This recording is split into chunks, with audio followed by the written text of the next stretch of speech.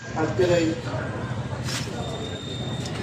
সভার উপস্থিত আছেন আমাদের মঞ্চে প্রধান অতিথি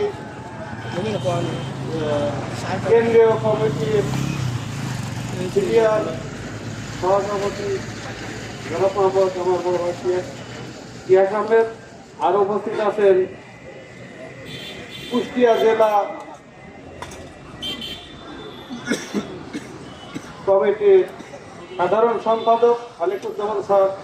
আরো উপস্থিত আছেন রাইজুল ভাই।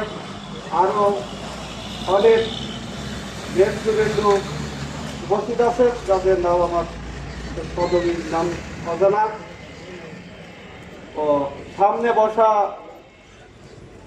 আমার মুরব্বীগণ ও সহযোদ্ধা ও ছোট ভাইরা ও সহপাঠী ভাইরা, আসসালামু আলাইকুম।